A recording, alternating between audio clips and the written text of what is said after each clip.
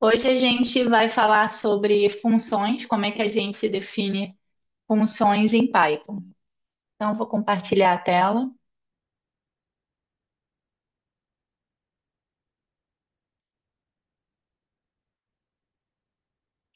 Então, o que vamos ver, né? Primeiro, vamos ver funções que a gente mesmo cria, funções criadas pelo usuário. Depois, eu vou apresentar para vocês um jeito diferente de declarar funções, que a gente chama de funções anônimas.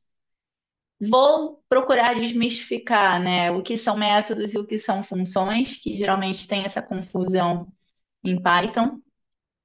Vou também apresentar os argumentos de posição e argumentos chaves que existem nas funções. Vamos dar uma olhada no que são módulos e a gente vai conhecer essa função auto-reload, essa extensão. Então, funções, né? Bom, a gente vem já utilizando funções em Python, só que a gente vem utilizando funções que já pertencem a alguma biblioteca. Então, elas já foram criadas e estão ali disponíveis para utilizarmos, né? Então, por exemplo, se a gente viu já a função que a gente se comunica com o usuário. Nesse caso, a gente não precisa nem fazer importação de nada. Basta escrevermos input e a gente digita alguma coisa, diga seu nome. Então, aqui o input é uma função que pertence à raiz do Python. Porém, a gente também pode utilizar funções de bibliotecas, como a biblioteca NumPy. Nesse caso, eu tenho que importar a biblioteca e utilizar a função, por exemplo, np-zeros, para criar um vetor de quatro elementos, nos quais todos os elementos recebem um valor nulo. Então, zeros é uma função pertencente à biblioteca NumPy. E agora a gente vai ver como a gente cria as nossas próprias funções, tá? Então, aqui está mostrando no slide a sintaxe. Existe a palavra reservada def, que aí vai ser para indicar para o Python que a gente está declarando uma função. Então, é def, o nome da função, abre parênteses, as variáveis de entrada dessa função, dois pontos, enter. Tudo que tiver com a indentação, né, com um tab para a sua direita, ali vai pertencer à parte da função, né, o que está sendo executado dentro dela.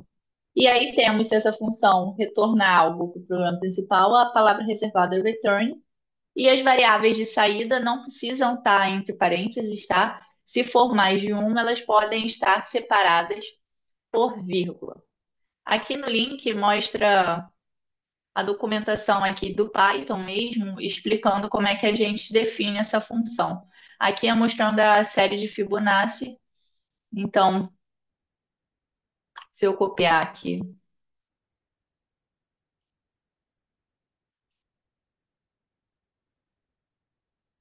preciso estar indentado, né?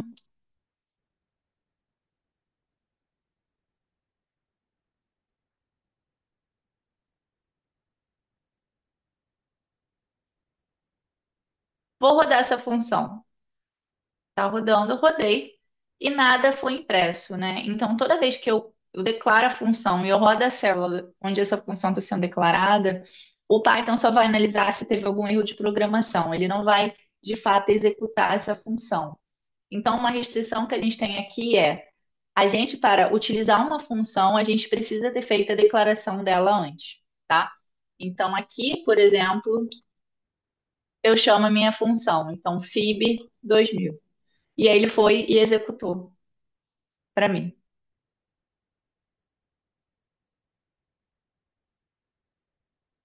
E aqui, só a gente reparar, essa função ela não está retornando nada, não tem o return, mas a gente consegue visualizar a saída aqui por conta do print, tá? E a palavra reservada def, repare que ela fica colorida diferente do restante. O nome da função também ele acaba ficando escrito de forma diferente, tá? Agora vamos ver um exemplo, uma função que nada retorna além dessa que a gente já viu da de Fibonacci. Tem essa aqui, ó, def o nome da função comprimento, e aí essa função ela recebe uma variável de entrada, que a gente está chamando aqui parte dia. E temos as condicionais. Se parte dia for igual a manhã, vai ser printado na tela bom dia. Se parte dia for igual a tarde, vai ser printado na tela boa tarde. Caso contrário, o que sobra, ou seja, a parte dia aqui não é nem manhã nem tarde, vai ser printado na tela boa noite. Opa.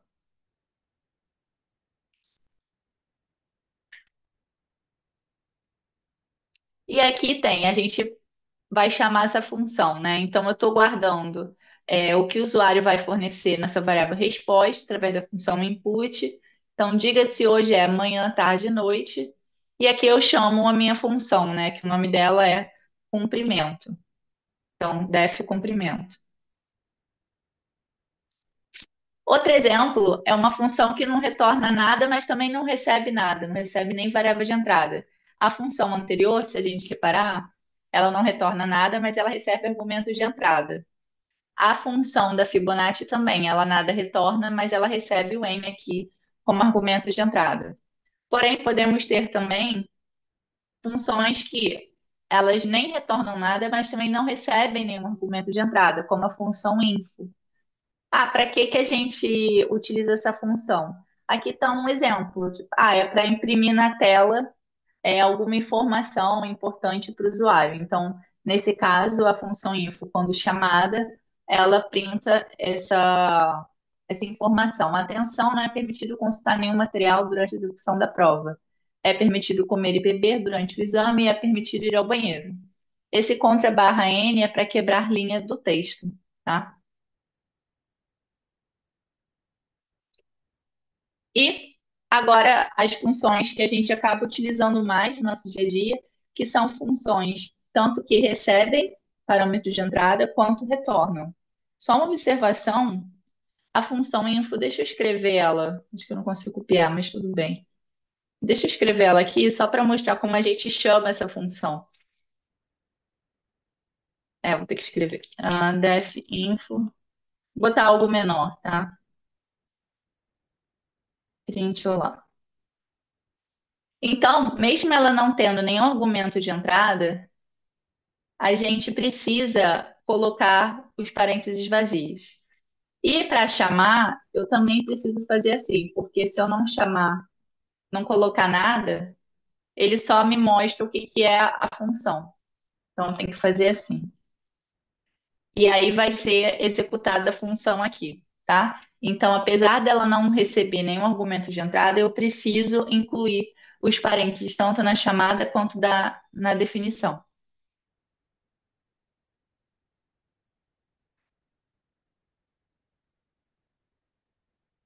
Agora vamos olhar essa função. Ela é a menor diff. Ela recebe três argumentos de entrada e ela retorna um argumento de saída. Então vamos ver. A menor diff ela vai receber A, B e C. Aí dentro da função vão ser calculadas três variáveis, que é o valor absoluto da diferença sempre de um par das variáveis de entrada. Então, diff 1 vai ser a diferença de A com B, diff 2 é a diferença de B com C e diff 3 é a diferença de A com C. E aqui esse ABS é uma função para tirar o valor absoluto, tá? E o que que essa função menor diff retorna? Ela vai retornar o valor mínimo, ou seja, qual é a menor diferença entre essas três variáveis. Então, vamos reproduzir essa função aqui. Def menor diff A, B e C. Então, já tem até aqui, ó.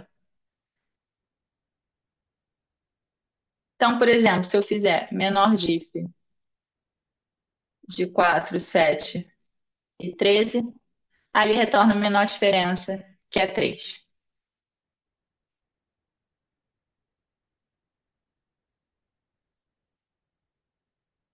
Aí, deixa eu só ver aqui o que tá. Aqui tá só explicando o que que é a função. Tá certo.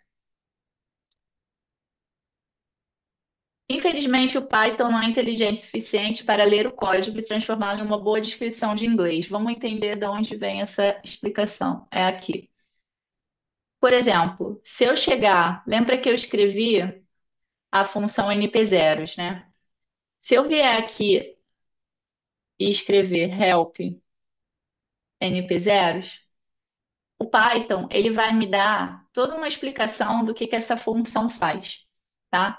Ele vai explicar como ela é chamada, vai explicar o que ela faz, vai explicar os parâmetros de entrada, a saída e ainda vai me dar exemplos. Tudo que eu estou vendo aqui é o que tem lá na documentação da função. Isso é bastante útil. Mas se eu fizer help de menor diff, eu não vou ter nenhuma explicação aqui. Então, essa explicação do que a função faz, ela não é gerada de modo automático, ou seja, a pessoa tem que criar essa explicação. E como é que a gente faz isso, né? Então, é bem simples, é de forma bem direta, a gente pode adicionar através de um comentário. Só que é aquele comentário em várias linhas. Então, para isso, a gente vai usar três aspas simples ou duplas, uma do lado da outra. E aí a gente vai e coloca a explicação dessa função. Então vamos lá.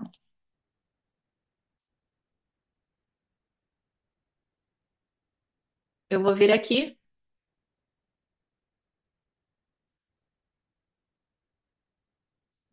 retorna a menor diferença entre dois números quaisquer, entre três números A, B e C.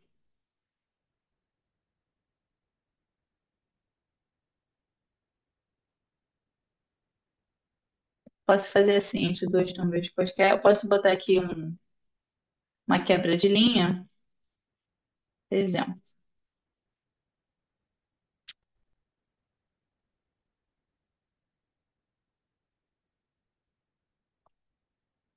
Menor diff de 4, 7 e 13, a resposta é 3. Aí aqui, olha, ele foi e já explicou para mim. Eu botei o help menor diff, aí ele fala, retorna a menor diferença de dois números quaisquer entre três números, A, B e C.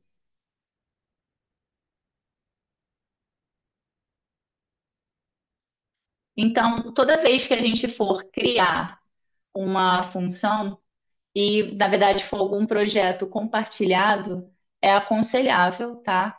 Que a gente vai escrever esse help, esse comentário para facilitar, né? O que a outra facilitar, na verdade, a comunicação entre as diferentes pessoas que estão trabalhando nesse projeto, tá? Ou até mesmo para você, né? Você vai criar uma função em um script e ele está funcionando. Às vezes você vai pegar esse código, sei lá, daqui a um ano depois. E aí, às vezes, você vai demandar muito mais tempo para você entender o que cada função faz do que se tivesse esse help escrito, que aí você só iria rodar uma vez e já iria entender o que cada função faz. Então, é uma boa prática de programação.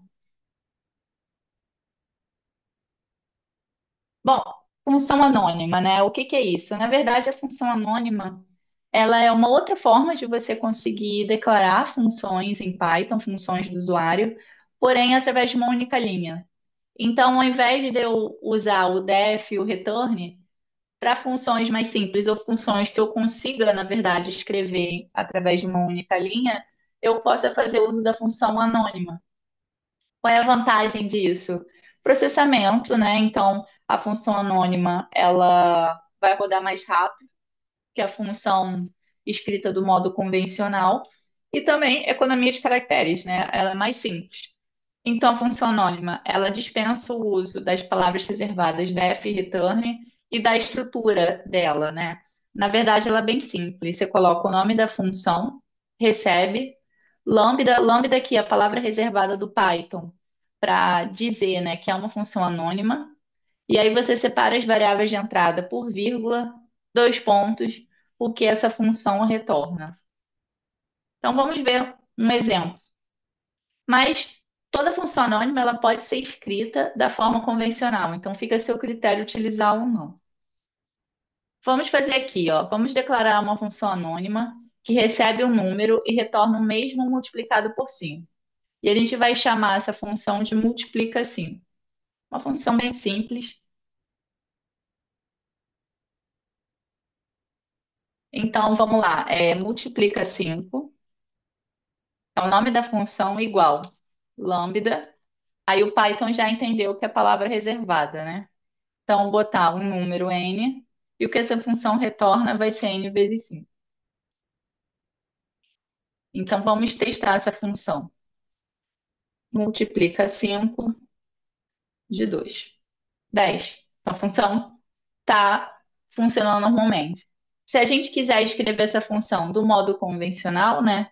A gente faz assim, def multiplica 5b, recebe n, dois pontos. Aí eu venho, eu posso fazer aqui, eu posso só escrever return n vezes 5, ou eu posso criar uma variável aqui dentro, resp igual n vezes 5. Então, multiplica 5b de 9 e multiplica 5 de 9. Então, as duas funções, como esperado, elas vão retornar o mesmo valor, tá?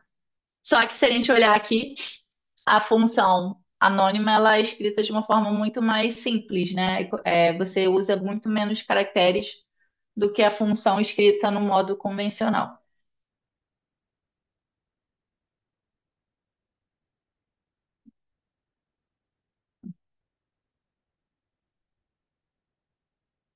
E o método e função. Uma definição mais técnica a respeito disso é esse trecho aqui que eu retirei da documentação do Python. Um método é uma função que pertence a um objeto instância. Em Python, o termo método não é aplicado exclusivamente a instâncias de classes definidas pelo usuário. Outros tipos de objetos também podem ter métodos. Por exemplo, listas possuem os métodos append, insert, remove, sort, entre outros. Resumindo, o método, ele é na verdade uma função, só que essa função ela está definida, está declarada dentro de uma classe. Ou seja, ela pertence a um objeto de instância. E a função ela fica fora da classe, ela não pertence ao objeto de instância. Também vale lembrar que há diferença na chamada de um método e uma função. Enquanto na função apenas invocamos o nome da mesma, então aqui no caso menor diff, aí a gente bota entre parênteses as variáveis de entrada. Com o método, temos que utilizar um objeto para fazer a chamada. Observe no código abaixo o método reverse. Então a gente tem uma lista, lista.reverse. Então, a diferença aqui, né, que quando eu uso o método, ele vai ter que. Eu vou ter que referenciar o objeto qual vai sofrer a ação dessa função antes. Então, o reverse vai atuar em cima de lista. Então, vamos ver o que que esse método faz, né? Então, a gente tem aqui uma lista, 45, lista ponto. Ele vai inverter, né, a ordem dos elementos na lista.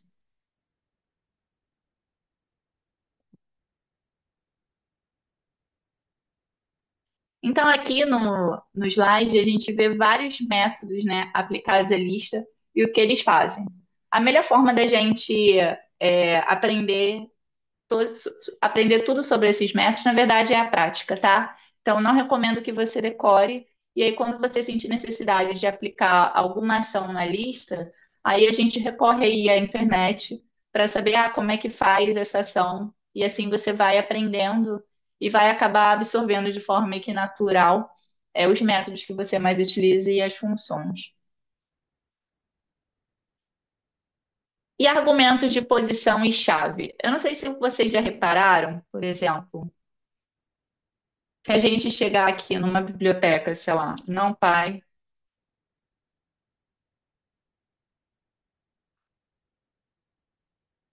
na documentação da biblioteca, aqui, né, eles sempre deixam em negrito como é que essa função ela é declarada, né? O que que ela exige e o que que ela pede como argumentos.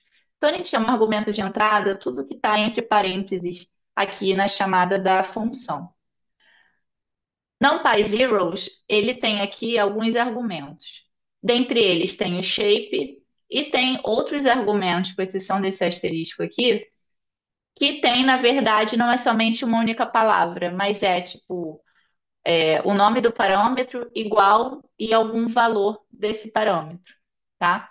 O que quer dizer isso? Porque aqui a NumPy Zeros, o que que ela está falando? Que ele tem um único argumento que é obrigatório você fornecer, que é o shape. Porque se eu não forneço o shape, ele vai, ele não vai ter um valor default, um valor padrão para assumir. Nos outros argumentos, sim. Então, se eu não forneço o tipo de dado, ele vai entender que é float. Se eu não forneço a ordem, ele vai entender que é SC. E aqui na documentação você entende o que é cada coisa, né? O like também, none. Aí ele vai explicando as denominações, o que significa. Então, na verdade, esses outros argumentos aqui, eles se tornam opcionais, porque caso a gente não informe na hora de chamar a função, já tem um valor default para eles, diferente desse argumento aqui. E geralmente, e a ordem, não é geralmente, é sempre assim, sempre apresentar os documentos, os argumentos obrigatórios nas primeiras posições e esses argumentos opcionais depois, tá? Então sempre vai estar nessa ordem. Mas essa questão de argumento obrigatório e argumento opcional, na verdade, são argumentos de posição e argumento-chave, tá? Então a gente vai entender melhor através de um exemplo. Deixa eu pegar esse exemplo aqui no Python. Então, vou criar essa função, def nome completo,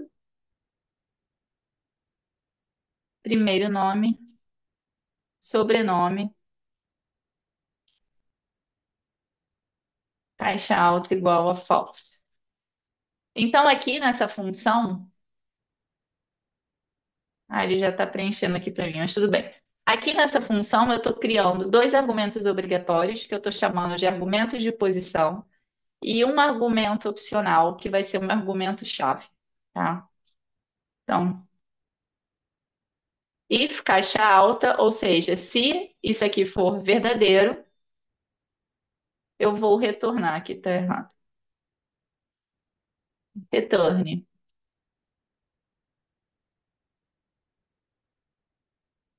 primeiro nome.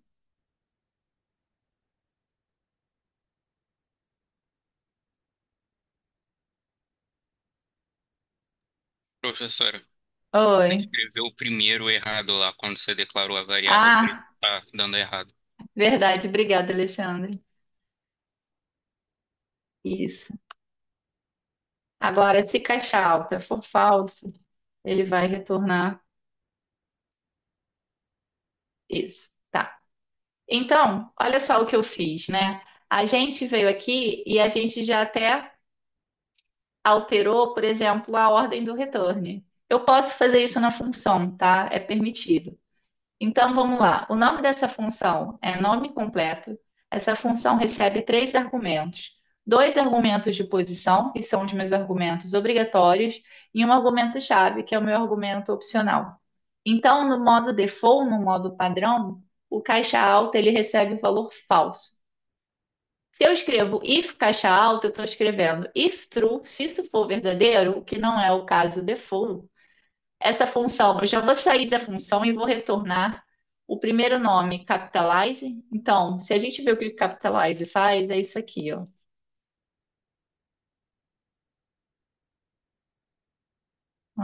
Tá. Sim, eu tenho que botar como string, né? Não, ele não vai fazer. O capitalize, ele vai colocar a primeira letra como letra maiúscula, tá? Então, ele vai retornar o primeiro nome com a primeira letra maiúscula, espaço, o sobrenome com a primeira letra maiúscula. Caso contrário, ele vai retornar o primeiro nome e o sobrenome como estão, porque o caixa alta vai ser falso. Então, a gente está pressupondo aqui que esses nomes já estejam com as primeiras letras em maiúsculo. E esse capitalize, ele é um método, tá? Ele não é classificado como função. Então, vamos fazer essa chamada, né? Vamos primeiro chamar o nome completo, Ana Monteiro, e depois José Viana e o caixa alta igual a true. Então,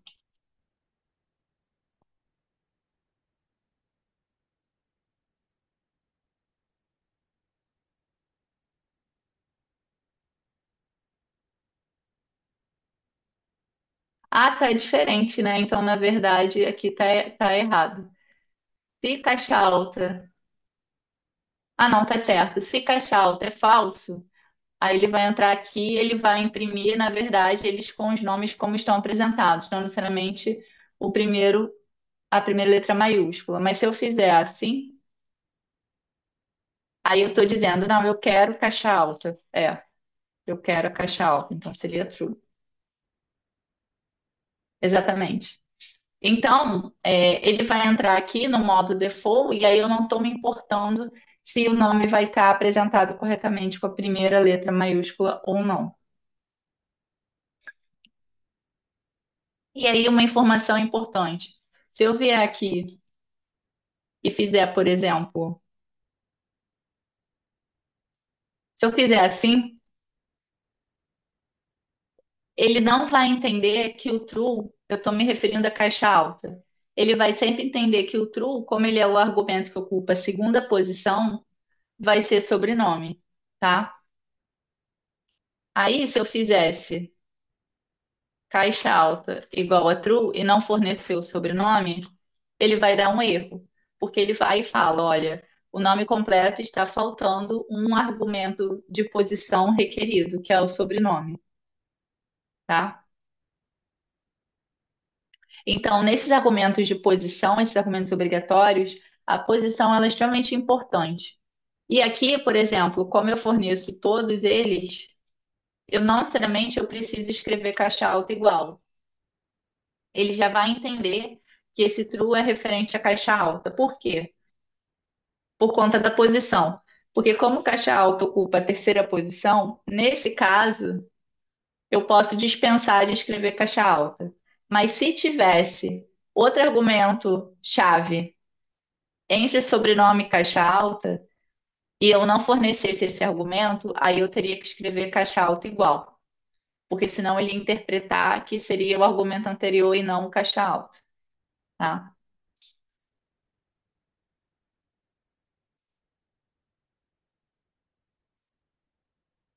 Módulos. Então, para que você consiga importar uma função criada por você em outro notebook. Então, aqui vamos entender para que isso, né? Por que que a gente tem, sei lá, possa querer criar nossa biblioteca? Imagina que você faz um trabalho que é repetitivo, uma ação que é repetitiva no seu trabalho. E aí você sempre usa X conjuntos de funções que você criou. E aí toda vez que você for, todo dia novo do seu trabalho, você vai precisar abrir aquele notebook do dia anterior, copiar as funções, colar no notebook de hoje para poder utilizá-las. Então não é muito mais fácil você já ter essas funções em uma biblioteca? Aí bastava você fazer uma importação, como a gente importa a biblioteca NumPy, como a gente faz isso aqui. E aí isso ia me dispensar a necessidade de ter que ficar toda hora copiando e colando a função. Então, para isso, temos o módulo. Então, vamos fazer aqui uma simulação de como seria essa criação dessa biblioteca nossa, né? Então, vamos lá. Eu vou pegar a função menor diff, vou copiá-la e vou colar ela em um arquivo .py.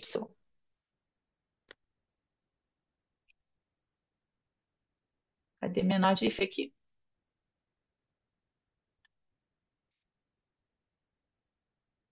Vou abrir um novo notebook,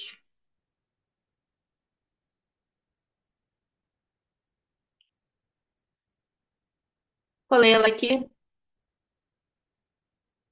vou chamar aqui, vou botar tudo maiúsculo, menor diff. Esse nome aqui tá diferente do nome da função, tá? Tô fazendo de propósito. Rodei. Por enquanto, o menor diff está com a extensão IPYNB. Eu vou fazer o download como arquivo PY.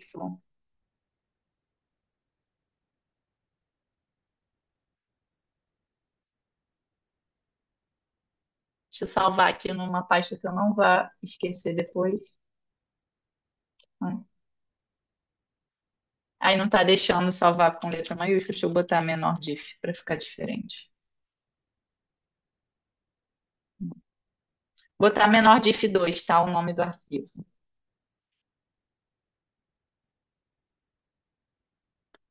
Bom, agora eu tenho esse arquivo salvo. O meu nome é menor diff 2. Como estamos usando aqui o Google Colab, eu preciso importar esse arquivo. Se eu estivesse utilizando o Jupyter Notebook ou uma outra ideia no meu computador, bastava eu ter o arquivo .py na mesma pasta que eu estou rodando, tá? O meu código.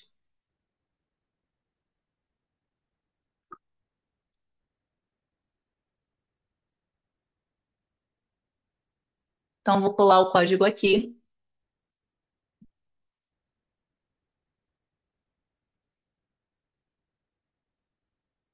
Então, ele já está aqui, tá?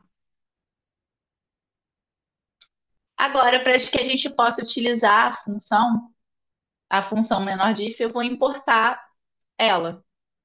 Aí como é que eu importo?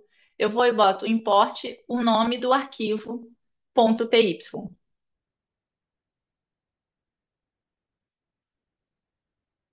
Então vai ser import menor diff 2. Deixa eu botar aqui um apelido, que nem a gente bota na NumPy. SMD. Importei. Então, se eu escrever aqui md menor diff de 4, 10 e 45, viu? E a gente pode utilizar a função, uma ou mais funções que estão no arquivo menor diff. Isso é ótimo. Porém, o que que acontece? Se eu fizer alguma alteração no arquivo .py, essa alteração ela não vai ser atualizada de modo automático aqui no notebook. Para que ela seja atualizada, eu preciso utilizar comandos mágicos, que é o auto reload.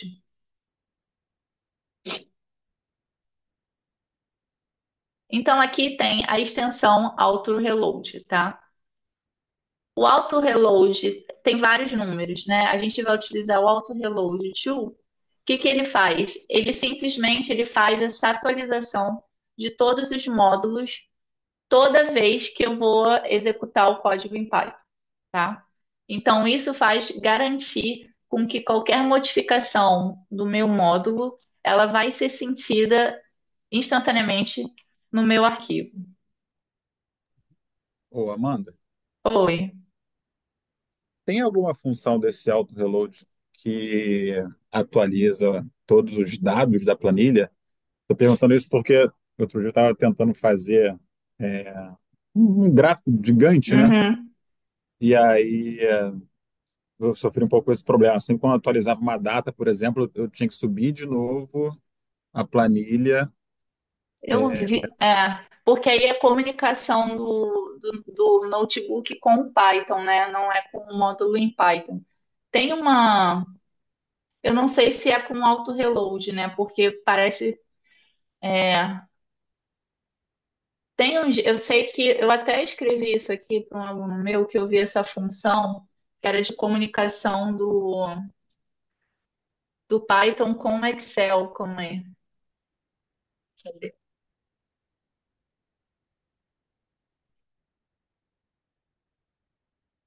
Olha só, era isso, era XL Wings Software.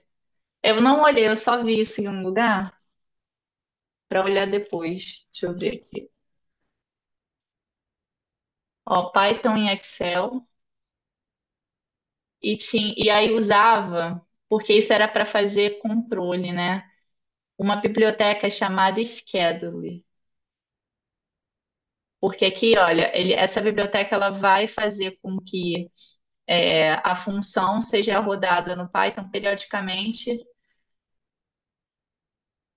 como se fosse um sensor de temperatura, entendeu? Tá lendo? E aí essa atualização vai sendo vista no Python. Aí tem que usar essa biblioteca aqui, que é a Então, bibli- eu vou baixar também o aplicativo, não baixei ainda. é, Aí depois você eu baixa. posso, eu ainda não usei ela, mas eu acho que é exatamente assim, ó, schedule every 10 seconds. Porque nesse caso é como se você precisasse fazer a É isso leitura. mesmo, exatamente. A temperatura da função aí vai ser minha data. Exatamente, para ele ficar lendo de forma Ah, periódica, né, executando. Mas ah, aí, nesse caso, eu acho que você vai precisar utilizar esse WL, esse XL Wings, é XL ou WL? Deixa eu ver. É XL Wings Software, ainda para fazer a comunicação do Python com Excel e aí usa esse schedule. tá, Eu vou ver maneiro. se eu elaboro alguma aplicação dessa e aí eu mostro na aula, Beleza, valeu. tá? E agora que eu lembrei, né, respondendo aí o Gabriel, me veio também isso na cabeça que a gente consegue também, ao invés de eu precisar escrever o arquivo menor diff, assim, eu acho que eu consigo escrever ele aqui dentro. É o write file. Deixa eu ver se vai. Menor diff 3. Aí eu acho que aqui ele entende. Deixa eu pegar a função, que é um arquivo PY, fazer o teste.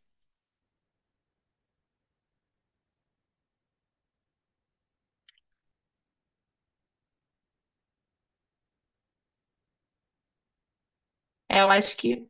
Eu acho que tem que botar ponto PY. É.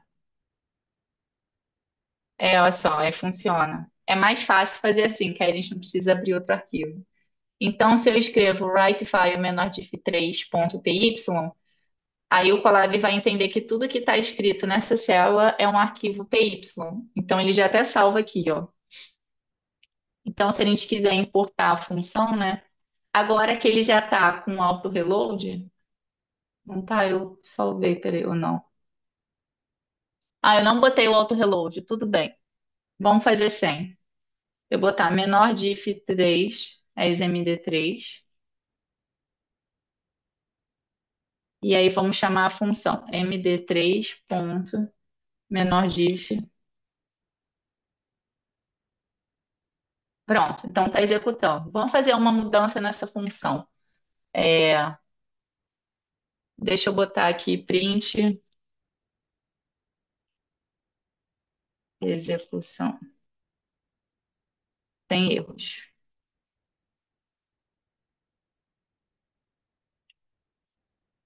Aí tá vendo? Eu rodei aqui e ele não imprimiu. Deixa eu importar de novo. Aí ele não imprimiu o execução sem erros. Então, se a gente pegar aqui o auto reload,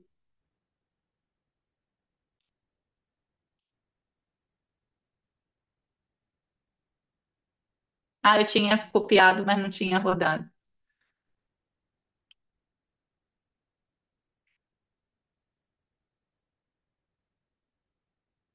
Aí eu vou agora importar novamente a função. Eu estou no arquivo errado. Pois isso.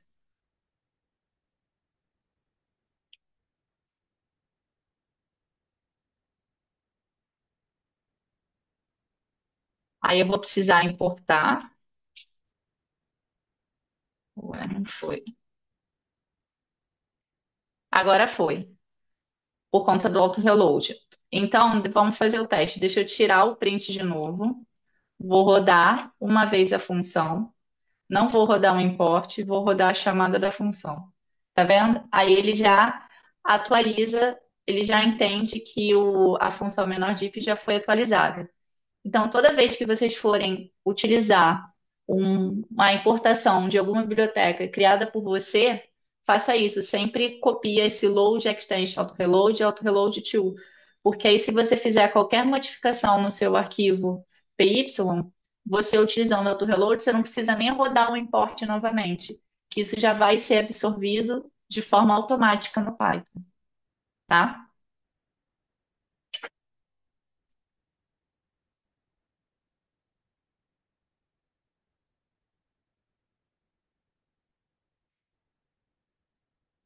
Gente, ficou alguma dúvida? Não? Então, deixa eu voltar aqui. O que vocês vão fazer hoje, eu acho que eu já liberei aqui para vocês o desafio de funções, tá? Vou abrir aqui as salas dos breakout rooms e a Isabela e eu vamos ficar aqui para atender as dúvidas de vocês. Deixa eu parar de gravar.